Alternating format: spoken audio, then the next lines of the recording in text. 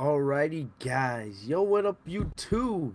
It's your boy Fitzmonk TV here, aka G-Lauren33, and I'm back today with another video on the channel for you guys. So, today, if you guys can't tell from the title, we are reacting. This is kind of like a mini review for the WWE Greatest Royal Rumble event, the special event that took place on the WWE Network earlier this afternoon in Jeddah, Saudi Arabia. Usually what I do, I usually review WWE shows with my boy Moose over on our wrestling podcast channel, the um, the Legit Shoot podcast. But Moose is busy um, taking care of other matters in his life, and we don't know when we're gonna have a chance to record, and we don't want to wait too long after a pay-per-view to record our review, because fans are going to lose interest and other matters of that, because you kind of want to get your take and how you feel out there as soon as possible for the fans. But this is your, I don't know if you want to consider this a review, but we're going to talk about the most important things on the show. This won't be a super long video, but we will talk about the important matters. We'll talk about the Royal Rumble. We'll talk about Titus O'Neil, probably with one of the greatest botches I've ever seen. Um, we'll talk about the Roman Reigns versus Brock Lesnar match. We'll talk about everything else, and don't expect this to be very super long, because there's not a lot to talk about, because this was a very predictable show. This was a special event. It wasn't really considered a official pay-per-view. Will WWE do this at yearly in Saudi Arabia, the Middle East, or something like that? We don't know, but what we do know is that um, that this was, I guess, a successful event for WWE, because not only did it get its name more out there in the world than it already has, but it also got WWE a huge ally in Saudi Arabia. What I heard is that people have reacted very, very positively to the event itself in the country. Even though women were on the pay per view, the plan is for the future to hopefully they can get more WWE women. So maybe eventually, because there was a lot of women that were tweeting, a lot of WWE women superstars that were tweeting during the show. They were watching back home in the U.S. with all the men flying out to Saudi Arabia for the show. The woman kind of got a mini vacation, which is kind of nice, because in WWE you're on the road over 200 plus days a year. You know, you don't get, you almost never get a couple days. Usually you're only home for 1 or 2 days a year max, and it's good for the woman. Hopefully they have a special event for the women coming up, and maybe they'll give the men a little bit of a break. But let's get right into the show. Oh, what up, wise guy? I see you. But anyway, so let's get straight into it. So the show started off with John Cena and Triple H, two of WWE's icons, two of the greatest WWE superstars of all time. It was a slow paced match, but what can you expect? You have two kind of old veterans in the ring. Triple H, you know, he's WWE COO. John Cena, who we all know John Cena's going through a lot in his personal life right now. John Cena is dealing with the whole Nikki Bella situation. You know, him and Nikki Bella, unfortunately, they broke up not too long ago, and they're not technically together at this moment. But, you know, I have to give credit to Cena where he does. For Cena to come into an event of this magnitude and act as professional as he did, I have to give him props. It wasn't the best match in the world. It was what it was. You know, it's great to see that Triple H could still keep going and give us a decent match here and there. Um, Cena, you know, you didn't really get anything special, no really big spots, but Cena and Triple H mostly did their generic stuff. Um, Triple H went for a pedigree. Cena kicked out of that. Triple H also kicked out of a Cena um, attitude adjustment. It really looked like a match that Cena and Triple H had basically back in the day when Cena was in his prime and Triple H still had his long hair back in the day when they would be fighting on Monday Night Raw for WWE Championships at pay-per-views all the time. It was really like that, but the match ended with Cena doing an AA, no, a double AA on Triple H, 1, 2, 3. And after the match, Cena thanked Saudi Arabia for their hospitality and allowing WWE to come into this environment and host this kind of event. And you gotta give props to Cena. Cena also had a very good entrance where he had the kids lined up on the stage. He had the kids lined up, and basically, he was giving high fives. Saudi Arabia, they're not known for their wrestling community, but it was pretty cool. It shows how great a guy John Cena is. He allowed these kids to be a part of his entrance. Triple H had a cool entrance himself with the lasers flashing all over the stage. It was pretty good to see. And one thing I also say, WWE did have pyro for this event. So it seems like pyro just could be a special thing for WWE, only for special events like WrestleMania, like this Greatest Royal Rumble. They had fireworks and all that other stuff, and I got really hyped to see pyro, come back for this event. Hopefully, I would love for them to use pyro on Monday Night Raw and SmackDown Live, but I understand because pyro is expensive. I just want them to bring pyro for at least the big pay per views, the most important pay per views, if that makes sense to y'all. But getting into the championship matches, we then went to the cruiserweight title match, which had Kalisto versus what's his name, Cedric Alexander. Cedric Alexander. This was a good match. It was definitely one of probably the best matches on the card. Honestly, there wasn't the AJ Styles versus Shinsuke Nakamura, in my opinion, was the match of the night. But this could be possibly a close second if you look at the whole show as a whole. Um, Very good match. Kalisto did do a inverted Spanish fly off the top rope. That was probably the moment of the match. But then as Kalisto went for the Selena Del Sol, Cedric Alexander counters it into the lumbar check. 1, 2, 3. Cedric Alexander retains the cruiserweight title. All right, as you see, we're gonna speed through the show because there's not much to talk about really because this show was pretty predictable. All right, but next up we had the Raw Tag Team Championship match between the Woken partnership of Bray Wyatt and Matt Hardy. I really do enjoy this gimmick, even though there's are a couple changes, but we could talk about that in another video. Against the Bar, Sheamus and Cesaro. As I said, the show was predictable because if you look at it at this match and the show as a whole, Sheamus and Cesaro, they just got moved to SmackDown in the Superstar Shakeup just a couple weeks ago. So would it make sense for them to win the Raw Tag Team titles if they're exclusive to SmackDown? Either way, this wasn't. It wasn't really an entertaining match. It was very bland. But it ends up with Bray Wyatt and Matt Hardy doing their double twist of fate, whatever you want to call it. And it ends up with Bray Wyatt and Matt Hardy as the Raw Tag Team Champions. Where do they go from here? Well, they do have opponents lined up for them, and I think what WWE may do is have Bray Wyatt and Matt Hardy hold these titles till probably around SummerSlam, and then drop them to AOP. That's what I think they should do.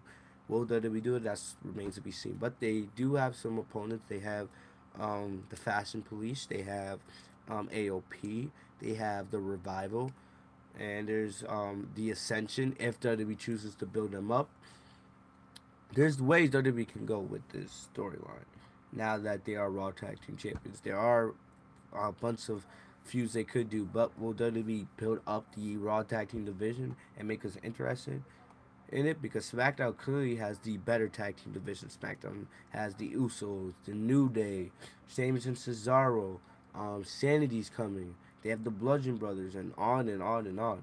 So will the Raw Tag Team division be able to keep up with um with SmackDown? That remains to be seen. Next up, we had the United States Championship. We saw Matt Hardy compete in the Raw Tag Team title. We had his brother Jeff Hardy defend his United States Championship against Jinder Mahal. This match was probably worse than the Raw match. All right, no one really cared. Jeff Hardy did get a huge pop, but really there was nothing that special. That match ended with Jeff Hardy doing the twist of fate and then going up to the top rope, doing a swanton bomb. 1, 2, 3. Jeff Hardy retains the United States Championship. There was an intermission. All right, this was like 15 minutes. Um, Basically, it kind of felt like a house show with the way some of these matches went, and this made him feel even more like a house show when they had this intermission in the middle of the program. In the intermission, they went back to the kickoff panel for like 10 minutes. Booker T, Jim Ross, Jerry Lawler. I would have loved to see Jerry Lawler and Jim Ross on commentary for the show. You know, give it that nice little vibe of the best commentary team in WWE history, in my opinion. But they decided to go with your generic Michael Cole, Corey Graves, and Byron Saxton. Byron Saxton also ran the kickoff panel, hosted that, and they also did. So the best part of this intermission, legit, was they talked about a bunch of the title matches that yet to be going on, and the best part was Chris Jericho coming, and he did like a 2-3 minute interview with Mike Rome, where he, instead of calling Mike by his first name, he called him what's his name? Tom Phillips. Tom Phillips, you guys don't know, he is the lead commentator on SmackDown Live. It's been like kind of like a running gag they've been doing for the last couple of years, where Chris Jericho, every time he does an interview with Mike Rome, um, Jericho calls him by Tom Phillips, and Mike tries to tell him, oh, his name is Mike, but Jericho says, "You dare think I got your name wrong?" And then he just puts Mike on the list. He also starts saying the cameraman. He puts the cameraman on the list, and then he starts listing a bunch of the Royal Rumble participants that he plans to put on the list. So that was probably the best part of the intermission, even though it wasn't that most really enjoyable. Chris Jericho made it manageable. So after we come back from intermission, we get a SmackDown Tag Team Championship match with the Usos getting their rematch against the Bludgeon Brothers. All right, it's kind of disappointing because they the Usos have just been built the job out to the Bludgeon Brothers. Really, I didn't really watch much of this match because there was nothing really interesting. Um, I was hoping, because I had the Bludgeon Brothers retraining either way, but I was hoping that they could at least put a better match than they did at Mania. The match they had at Mania was slow and it was rushed because that match, I don't even think that match went 5 minutes at Mania, and I was hoping that this would be more of a showcase match for the Usos to show that they can compete with the Bludgeon Brothers, but instead it was basically another squash, and that basically I guess takes the Usos out of the Tag Team Championship picture for now, unless they try to do one more match at Backlash, which I could see them doing, but we'll have to figure out. That's one of the confusing things I didn't like about this event in a whole, because a lot of the matches that do, some of these matches are already scheduled yet again for Backlash. So some of these matches you saw tonight, we're going to see again at Backlash for no reason. But one of the best matches, probably, maybe even the best of the, maybe the best match of the night itself, was the ladder match for the Intercontinental Championship. And we all knew this match was going to be good no matter what. It had Seth Rollins defending his Intercontinental Championship against Samoa Joe, Finn Balor, and The Miz. I love ladder matches. It's one of my favorite matches in WWE. And then you put people like Finn Balor, Samoa Joe, Seth Rollins, and a guy that isn't that bad in the ring in The Miz. Even though I've been quoting saying he's not that good in the ring, he did a good job of what he did in the match tonight. It was a fun match to watch. I loved how Finn Balor was about to grab the Intercontinental Championship at the end, and then Finn Balor is about to grab the title, and then Seth Rollins comes out of nowhere, flies off the ladder to take the title from Finn Balor at the last second. Um, I like what they're doing with Seth Rollins. Um, and I feel like as long as you give the Seth Rollins credible opponents going forward, he's gonna have a good Intercontinental title reign. I can see him holding the title for a good part of the rest of the year. And I feel like what WWE should do is build towards when Dean Ambrose comes back, turn Dean Ambrose heel, and then build towards Seth Rollins versus heel Dean Ambrose, hopefully at SummerSlam for the Intercontinental Championship. All right, we do know that Dean Ambrose, based on what Seth Rollins said in a recent interview, he said that right now we're expecting to see Dean Ambrose come back, hopefully by the end of spring, early summer, so around late May, early June is. So maybe right around Money in the Bank, depending on that. Next, we saw AJ Styles defending his WWE Championship against the newly healed Shinsuke Nakamura. All right. Huh. Okay. We do know most likely that we're gonna get AJ Styles versus Shinsuke Nakamura again at Backlash. But what I actually enjoyed this match. This match, in my opinion, was better than their match at Mania. At Mania, the best part of that match was just the finish where AJ Styles reverses Shinsuke's Kinsasa into the phenomenal, into the, not the phenomenal, the Styles Clash. This match was more fast paced. I love Shinsuke Nakamura as a heel, even though WWE has other names, as I said before, that they should have focused on turning heel other than Nakamura, but they're making the heel gimmick work right now. But basically, this match ended in a no contest with AJ Styles and Shinsuke Nakamura fighting on the outside, and then the ref ringing in at a 10 count. Basically, kind of like how the match ended at Mania, but the way there was actually a clean finish at Mania with Styles winning. The reason why they did this is so they can set it up for one more match at least at Backlash. What I would like to see is see this feud end at Extreme Rules. What I think is gonna happen is Shinsuke is probably gonna win the title at Backlash, and then the feud would conclude with probably some kind of Extreme Rules match at Extreme Rules. That's the way I would book it if I was WWE. But the reason that's basically why the match ended in no contest. Fans weren't that happy, but it makes sense because why end this feud now where you could have these two feud for a good part of the summer. This is I can see these two fight all day. And they're still holding back. Kind of like it reminds me of what they did with AJ Styles versus Kevin Owens last year when these two were fighting over the um, United States Championship. They usually all their matches were built up to about SummerSlam. They fought all summer at Backlash, at Money in the Bank, at other pay per views, at Battleground. They basically fought for 4 pay-per-views in a row over the United States Championship, and it ended with the match they had at SummerSlam when Shane McMahon was the referee. They were holding back from all those matches leading to that great match they had at SummerSlam.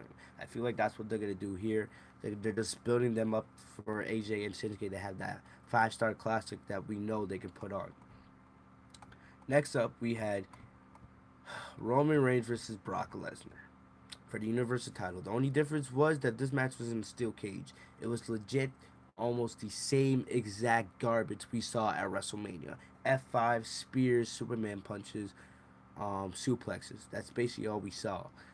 Basically, we saw Brock Lesnar hit a bunch of F5s on Roman. Roman kicks out. We saw Roman hit spears and Superman punches on Brock Lesnar. Lesnar kicks out. The way this match ended was Roman Reigns spearing Brock Lesnar out of the cage. Legit. Part of the cage broke as Reigns, using his momentum, bounced off the ropes and speared Lesnar to the outside. But here's the thing.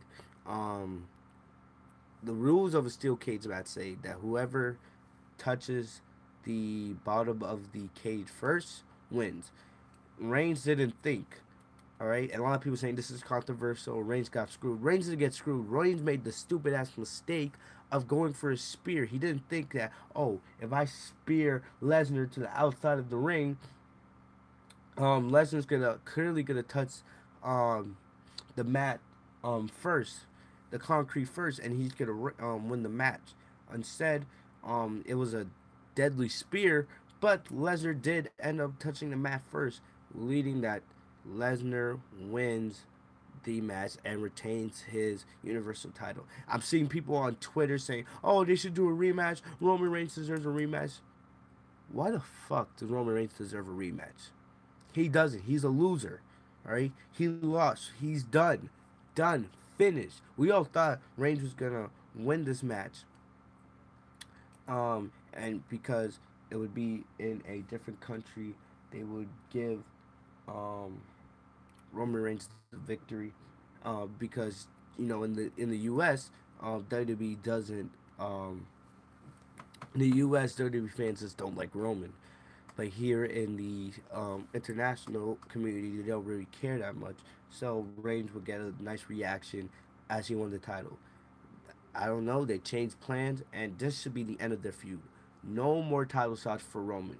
All right, at least as long as Lesnar is champion. He's done. He's had his matches. He won the Elimination Chamber. He lost at Mania. He lost again tonight in a steel cage. in my estimation, he's done. Like Reigns, get to the back of the line. You've had your chances, you failed.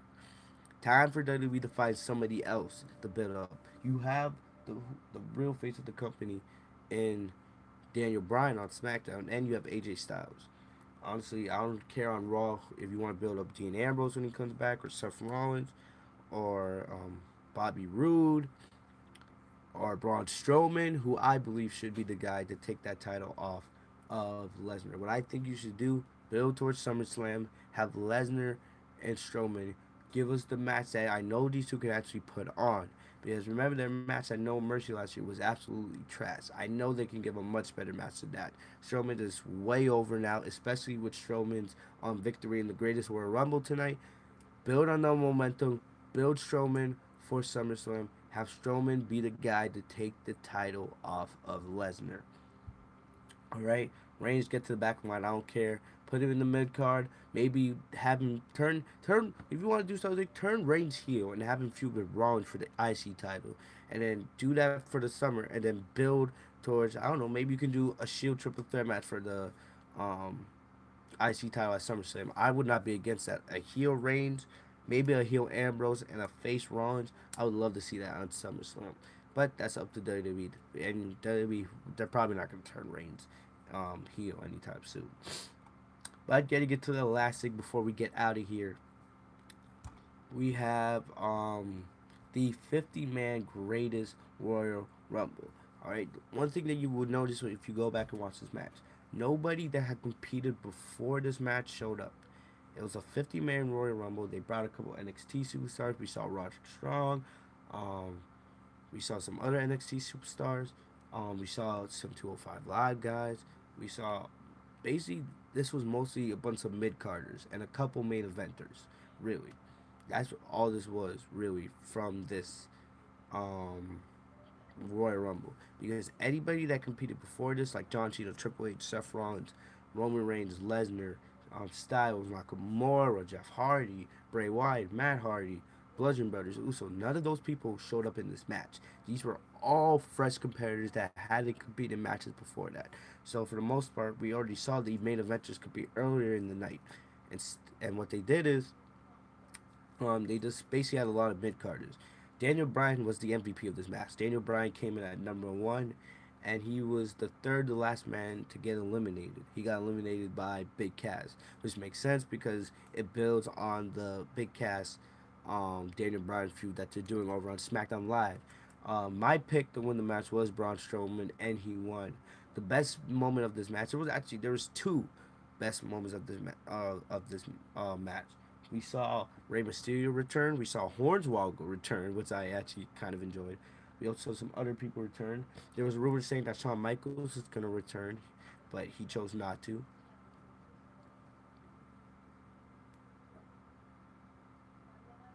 And basically in that regard, um,